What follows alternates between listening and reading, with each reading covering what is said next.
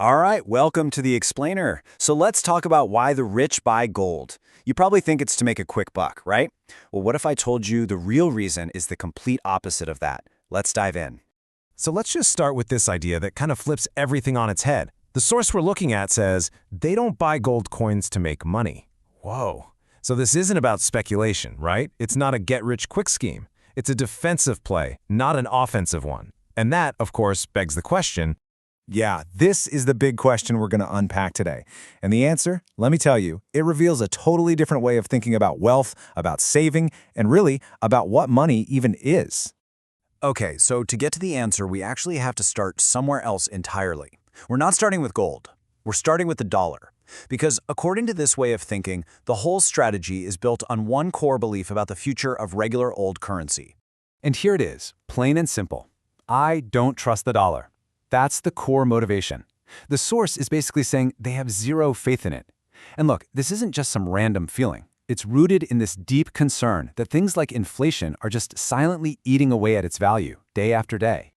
Now, what's so interesting here is how this whole thing is framed as a choice.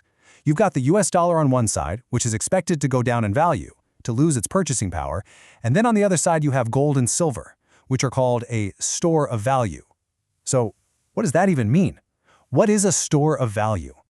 Well, think of a store of value as just a way to park your wealth. It's some kind of asset that's supposed to hold on to its purchasing power way into the future, without depreciating. So the argument is pretty clear. While the dollar in your pocket today might buy you less stuff tomorrow, these physical assets, they're expected to hold their ground. Okay, so if you're on board with this dollar problem idea, what's the actual solution? What do you do? Well, that brings us to the strategy itself, which is presented as a totally different option than just, sticking cash in a savings account. And honestly, the logic here is super simple when you break it down. Step 1, you just assume that the dollar is going to buy less and less over time. And step 2, because you assume that, you decide to save your wealth in physical, tangible assets instead of just holding on to cash. So what are these tangible assets we're talking about? The source is crystal clear on this: gold and silver. And this is so important, you guys. The point here is that this is about saving. It is not about investing for huge gains. It's about preserving the wealth you already have, not necessarily creating new wealth.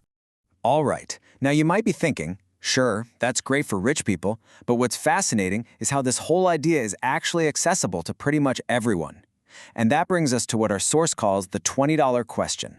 Yeah, and this is a really key point. This strategy isn't some secret handshake for the super wealthy. It's presented as a basic, fundamental principle of saving that literally anyone can use, no matter how much money you make. And this number, $20, just makes it so real. The source points out that for about $20, you can go buy one single piece of silver. Think about that. This is used to prove that the barrier to getting started isn't money. It's something else. It takes this big, abstract idea of saving in tangible assets and makes it something you can do today. But, and here's the kicker, right after making it clear how easy this is, the source just hits you with this challenge. It says, everybody can afford $20. Will they do it? No. I mean, wow. That really highlights this huge gap between what people can do with their money and what they actually choose to do. And that just leaves us with this one final nagging question. If the strategy is so simple and the cost to start is just $20, why don't more people do it? It really suggests that the biggest roadblocks aren't financial at all. They're psychological. It's this battle between a really simple action and all the conventional wisdom we've been taught. So what's stopping you?